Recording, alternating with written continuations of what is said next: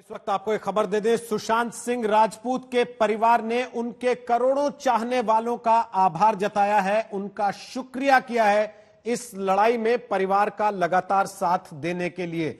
जी हां, यह माना जा रहा है कि लंबे समय से उनके चाहने वाले लगातार जो मांग कर रहे थे, जो दबाव बना रहे थे, उसी का नतीजा है आज सुप्रीम कोर्ट में पहले कदम पर कम से कम परिवार के पक्ष में फैसला आना। उनके परिवार ने बिहार में एफआईआर दर्ज कराई थी, मुंबई में एफआईआर दर्ज होने के बावजूद, और आज सुप्रीम कोर्ट ने बिहार की पुलिस की एफआईआर को सही माना है। इसके बाद करोड़ों फैंस को दिल से शुक्रिया अदा किया है सुशांत सिंह राजपूत के परिवार ने। अंजना कश्यप इस वक्त हमारे साथ हैं और जानकारी लेकर। अंजना, विस्तार से बताइए क्या कहा सुशांत के परिवार ने। सुशांत के परिवार ने आज सुप्रीम कोर्ट से सीबीआई जांच को हरी झंडी मिलने को प्रजातंत्र की ताकत से जोड़ा है।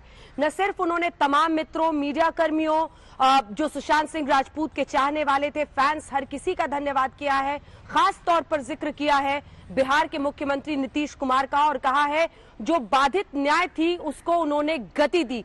इसके आगे बढ़कर वो कहते हैं और ये विश्वास भी जताते हैं कि आने वाले वक्त में जिन लोगों ने यह अपराध किया है उन्हें सजा मिलेगी। एक परिवार जिसने हमेशा ये कहा कि वो सामने आकर अपनी बातें नहीं कहना चाहता है, लेकिन जब उन पर कीचड़ उछाला गया तो उन्होंने जरूर आकर कई तमाम ऐसे वीडियोस के जरिए ये साबित किया कि उनका सुशांत उनके कितने करीब था।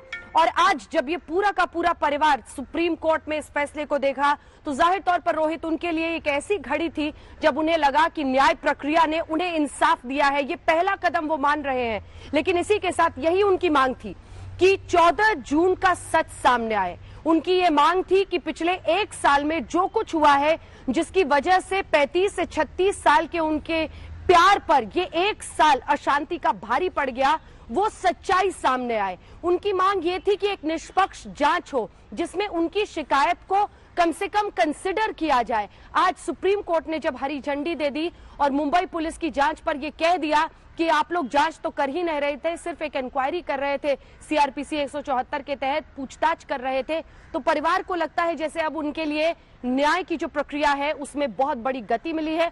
और इसीलिए तहे दिल के साथ वो तमाम देशवासियों को जो उनके साथ जुड़े रहे उन सभी का धन्यवाद कर रहे हैं लिखित संदेश के जरिए।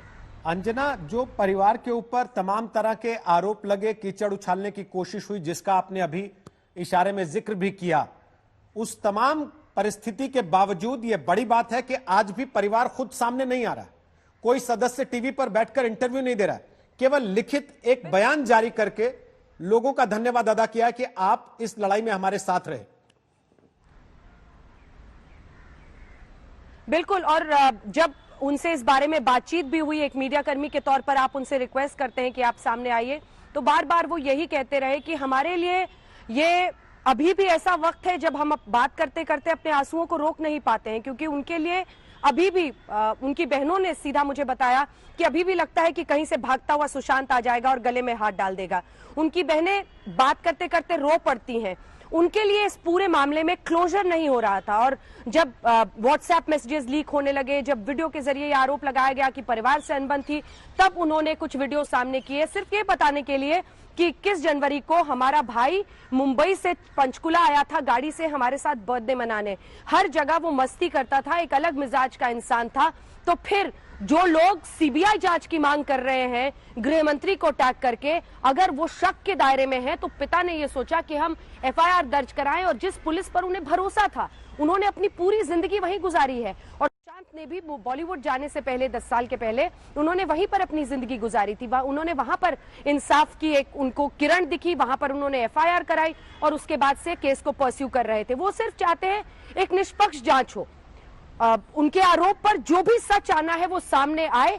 लेकिन अगर परिस्थितियां ऐसी बना दी गई थी कि परिवार ही उनसे खुलकर बातचीत नहीं कर पा रहा था, तो ये ऐसी बातें हैं जो ताउम्र उनको कचोटती रहती, और इसीलिए एक जांच की वो मांग कर रहे थे। अपना शक जाहिर किया एफआईआर के जरिए, अब जांच करें। वो इस मैसेज में भी लिखते हैं कि देश की सर्वोच्च जो जांच एजेंसी है, अब जांच का जिम्मा उनके हाथ है, उनके जरिए हमें सच जाना है। हर दूसरी लाइन उनकी होती है, हमें सिर्फ सच जानना है। जो भी हुआ, सीधे किसी पर कोई गिल्टी है या नहीं है हमें नहीं पता, लेकिन निष्पक्ष जांच तो हो, जिसमें खास तौर पर परिवार पर ही जब महाराष्ट्र सरकार आरोप लगाने लगी तो आप सोचिए उनकी दर्द की इंतहा हो गई। उन्होंने कहा कि ये क्या है, एक स्टार की मौत का मामला, उसको डिफेंड करने के लिए आखिर सरकारें क्यों उतर रही हैं मैदान में। ये तमाम बातें उन्हें और भी ज्यादा परेशान करने लगी और इसीलिए वो चाहते नहीं है कि, उनका कहना था कि हमारे लिए ये एक तमाशा नहीं है, हमारे लिए ये अपने सुशांत के अंतिम दिनों का सच जानना है और इसीलिए हम इस लड़ाई में हमेशा वही बातें कहेंगे जिसकी जरूरत है इस केस को। नमस्कार, मैं हूं अंजना ओम कश्यप। हमें उम्मीद है ये वीडियो आपको पसंद आया होगा।